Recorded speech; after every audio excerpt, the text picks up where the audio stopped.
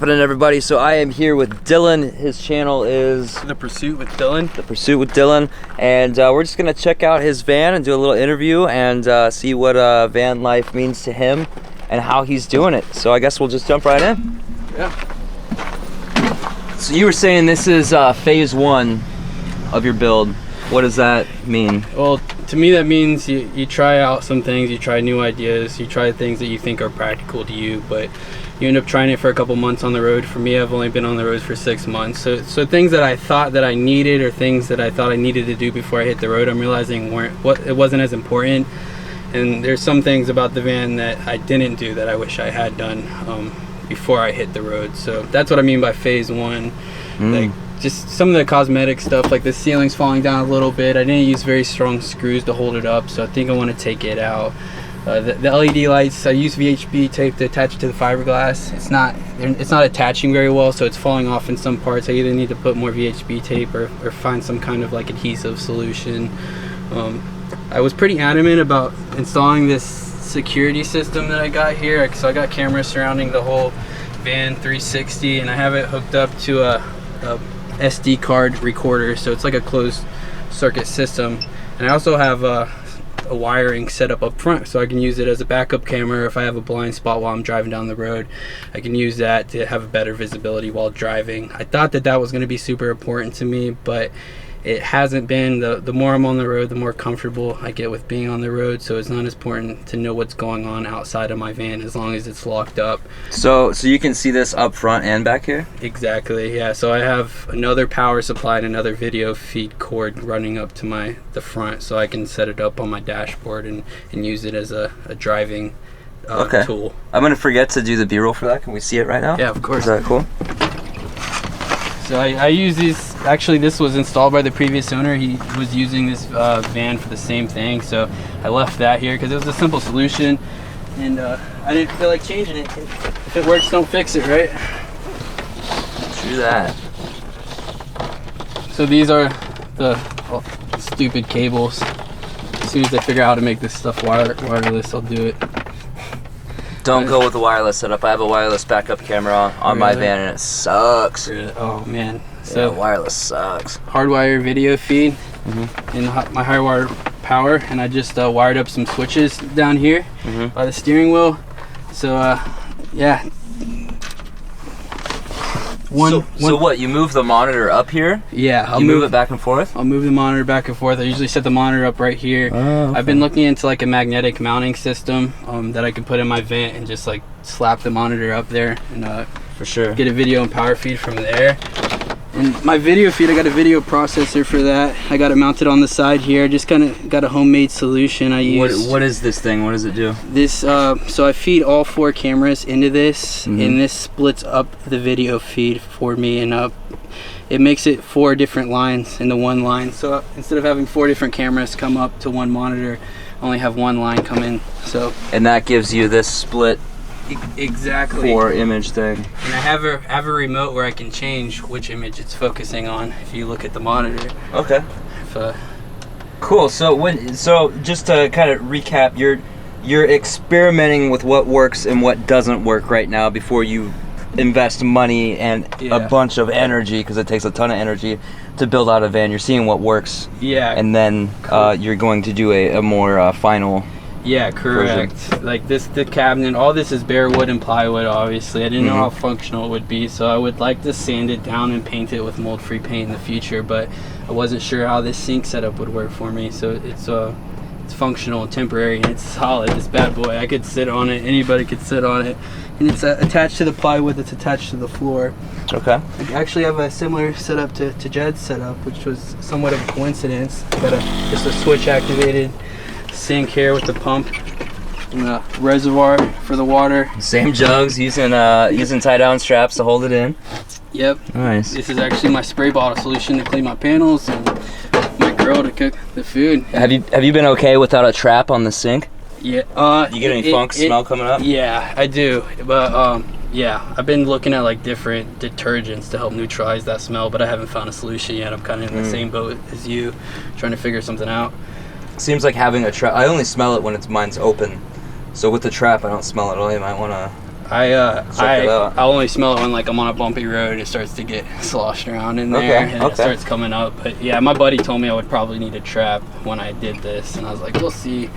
So you got 2 other storage things over here. You got like a little shoe bin here. You got a cooler. What's up with the cooler? How's that working out? I should have taken your advice when I was watching your videos before I hit the road. I really wish I got a 12-volt fridge and just invested the money.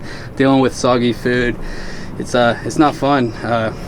Yeah, you end up spending like $10 every 3 to 4 days on 20 pounds of ice, and then your food gets soggy and some of it gets ruined. Your lunch meats and stuff will get soggy, or whatever is in there is end up getting soaked in water if you don't replace the ice and drain it. And that's another thing. I gotta lug that 20+ pound thing to the side and drain it and find a discreet place to do it. I don't feel comfortable just doing out in the open in any Walmart parking lot. For sure. And people are gonna say, oh, you can keep your food in bags and it won't get wet, but then you gotta spend all the money on bags and ice all the time. You know, after like a year, all the food you've spent money on that has now gone to waste, all the ice bags you have to buy, all the plastic bags to keep your food in that you have to replace all the time because it gets contaminated with different types of food. You might as well just spend the $600 and buy a fridge, and you know, then you're in the position where you can have all this fresh food with you all the time, where you don't have to eat out, and you can save so much money. It pays for itself so fast and just keeps giving back. I wish I'd taken that advice. I think I would have dialed down my electricity setup. I have 300 amp hours of sealed lead acid batteries. I think I could get away with 2. I have 300 watts of energy solar panels. I could definitely get away with 2. Let's take a look at that. Hopefully that showed out, or turned out. One of the things I was telling Jed earlier that I wish I'd done was installed an isolator. I have all this potential for power, but not a way to get it. So in places where it's not sunny or it's smoky because of forest fires, this is actually the last 2 days was the first time I've seen my batteries hit 100% in the last month, because it's just been so rainy and cloudy up in Oregon and around North Cal. And when you're in the trees are blocking the sun, so you don't. And there's been a couple camp spots where I'm in where I get there at night, and by the afternoon I realize I'm not in a spot that's ever going to get sun, and it kind of stinks. I'd like the safety of having an isolator. I can just turn my engine over, like you've mentioned before. For sure. So what's this bed setup you got in here, and then we'll go to the electronics if you don't mind. So the bed, I got it set up. It's my own custom futon design. I try to make my bed in the morning, and it kind of keeps me accountable. You know, successful people say the first thing to do in the morning is to make your bed. So try to do that and set it up in a couch formation. That keeps me from getting a little lazy and laying back down. For sure. But yeah, I made it out of 2x4s and I think 3/4 inch plywood. It may be smaller than 3/4 inch, but it's just a futon mattress. So it's thin, lightweight. Got a sheet on it. Okay. I actually got a thermoelectric blanket recently because it's getting down to the 40s, 30s, and I don't have like a dry heat solution yet, and I don't want to deal with moisture and mold and stuff. So yeah, I hear you there. Just using the blanket, and it seems to be doing well. I drilled ventilation holes in this. It's not a lot of them. I didn't want to lose the strength of the plywood, but recently I had someone that was 300+ pounds sitting on this whole thing, and it is sturdy. It's like the frame of this bed is the perfect size, where it almost, I feel like it helps hold the sidewalls in place, because when you put a high top on a van, that's what these actual brackets are for. It helps stabilize the fiberglass hard top, and it helps stabilize the walls. When you're going down the interstate, your walls will start doing this if you don't have any support for it. So really, when you cut the roofs out of these vans, they have these metal strips going across, and that helps stabilize the walls of a van, especially if you have a cargo van. Those thin metal walls will just start warping. So my solution for that, when I cut this support out, was to make the bed enough to where I had there's not any room to take it out almost. It fits in there, and I screwed it right into the walls of the van, and now it prevents those the walls of the van from flexing while I'm driving down the road. I've never even heard of that. That's interesting. So you got a bunch of storage under this thing? How's that work? Yeah, I got a generator that I haven't used yet. That's one of the things I dropped $500 on. I should have saved that money and spent that on a fridge and battery isolator. I got a ton of storage under here. You live and learn, man. That's why I think your idea of doing just a good enough build to get you by for a while before you figure out what works, what doesn't, what you need, what you want, stuff like that. I think that's a totally smart way to do it. Before you invest a bunch of money in building out a van, just put something super basic in there to get you by and figure out what you want and need. And yeah, that's important because everybody's different. I can't work and focus and be creative in a messy space, so it was important for me to have enough storage to get stuff out of my line of sight. And I knew that about it, so I knew I needed a lot of storage. That's part of why the bed's at a higher spot. That's why I have 3 storage cabinets under here. I wanted a place to put my camera gear, my tools. I'm a mechanical guy. I like working on my stuff myself, so I got tools under here. My 3 batteries are under here, and I actually think you guys will appreciate how I mount my batteries down so they don't go flying. Can we see it? Yeah, I think that'd be cool. It'd be easier to see it if we walk around to the back. All right, maybe before that, we can check out your setup over here. Of course. You've got the same MPPT charger that I have, actually, the Rover. Yeah. Love that one. It's really bright. Got to put some duct tape on those I did lights. too. I did too. They are really bright at light night. Up your whole van. Yeah. And then you've got a looks like 600 watt. Is that 600? Yeah, 600 watt, 12,000 or 1200 watt surge. It's the pure sine wave with charging sensitive electronics. It's different than like a modified sine wave stuff with like motors and stuff. You're gonna want a pure sine wave. Definitely. So chips. It's a little more expensive, but I actually got a pretty good deal on this Ames Power one on eBay. So check that one out. It's not as expensive as some of the other brands, and it has really good reviews. You got the same Deep Blue Sea fuse panel that I have. Love it. It's a great company. I got terminal blocks to help wire up my camera system that are actually, I don't know if you guys can see it. This is how my camera system is wired up. So each camera goes into there, and then I have one lead going to the fuse box, but that's actually the same brand as this fuse box.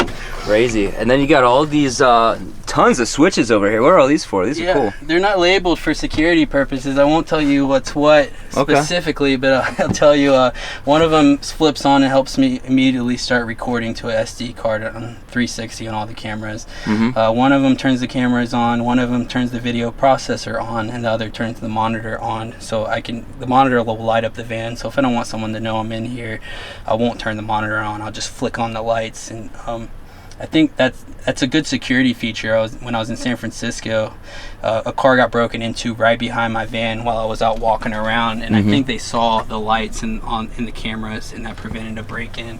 Wow. But some of these other switches, so I have a little 5-port USB setup right here, and that's how I charge my phone, my action camera, my vape pen, all that good stuff. So I have a switch to turn that on and off, even though it pretty much always stays on.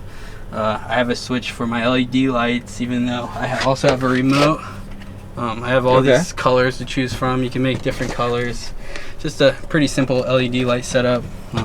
So I leave the lights on. I usually just use this to turn them off and on, and that's actually what these little things are. There's little receptors, infrared receptors for the remote, and that makes it easy. I just got them up here with a little Velcro, and I can just be in bed, turn them off, and I don't have to worry about reaching the switches from bed. And the other one's just for the fan. Nice. So when you went to go buy a van and you were looking for vans, how important was it for you to get a high top? It honestly, I was towards the end. Price was more of a priority for me, but in the end, I started to look at more cargo vans without the high top. At the point when I was at my job sitting at a desk, my priority was getting on the road for a good price. I ended up doing this whole build for $5,000. That's including the cost of all the solar, the energy, all the materials to build it, and the cost of the vehicle itself. So I was more passionate about getting a good deal. I just got really lucky when I found a high top. Yeah. What do you think about having a high top versus not? I think my back is thankful for having a high top. Yeah. I think having a high top is a luxury, but I am a person who is accident prone when it comes to my back. So I think when it's rainy outside and there's a day where I have to be stuck in the van, I appreciate being able to stand up more, being able to stand up and cook a meal versus looking at your build. It's almost impossible to cook in there right now. Yeah, it really is. Built out for a high top. So man, it's without a high top yet. It's been awesome.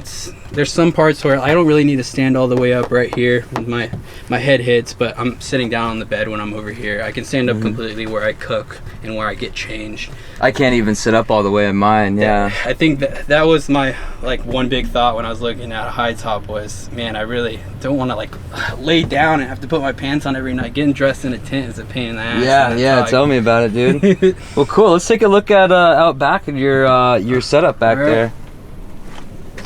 You got a bit of a step to get out of this thing. That's a common theme with vans. Oh, I'm sorry. Did I break that? No, it's been like that. Okay, cool.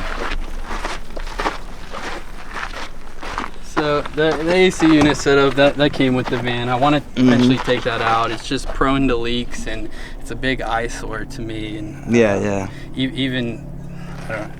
I want to get it taken out regardless. I'll let Jed get in here in a second. You can get in there. Oh yeah. Yeah, so he's got them strapped down. Looks like you got some eye hooks down here. Yep. Bolted into the bottom. Is that just through the sheet metal of the bottom of the van, or is that going through the frame? Yep. So I got the eye bolt, and then I got a lock washer, and it's going straight through plywood, and it's going through a layer of the sheet metal, and I have two big washers, and I think those eye bolts are rated for a ridiculous amount of weight. I think those batteries are like 60-80 pounds a piece. I forget how much they are exactly, but those eye bolts and the tie down strap is they're rated to hold a lot. And then I just have like little 1x1, or I guess those are technically 2x2 blocks. I just framed out something there, and I have the perfect length screws. I think they're like 2 1/4 or 2.5 inch long, and they go straight through that 2x2 block into the plywood. Cool. That's a good setup. And what brand are these batteries? Man, they're like, I don't know. I saw them on Amazon. They're like a UM or something like that. They had pretty good reviews. I think I paid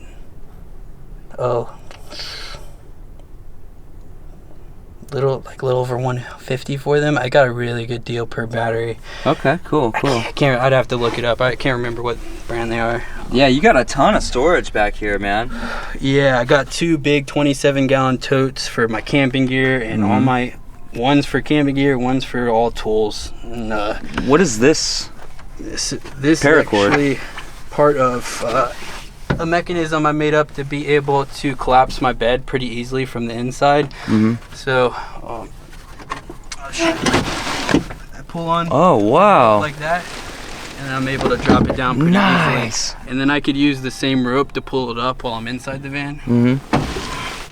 And I used to have a rope that I pulled that would extend this, but it came untied, so I just check out the mechanism on this. Oh, I see. Okay. Yeah, I kind of just designed my own thing using some brackets I found at Home Depot. Everything has been experimental, and I love building stuff and designing stuff. To me, this was like building stuff with Legos as a kid. I think I had more fun doing the van build than anything. That's clever. Well, let's do a little interview. This is up to 18 minutes, so maybe we'll start a part 2 video. Just a little interview about van life. You guys will see that tomorrow. Thanks for watching, and love yourself.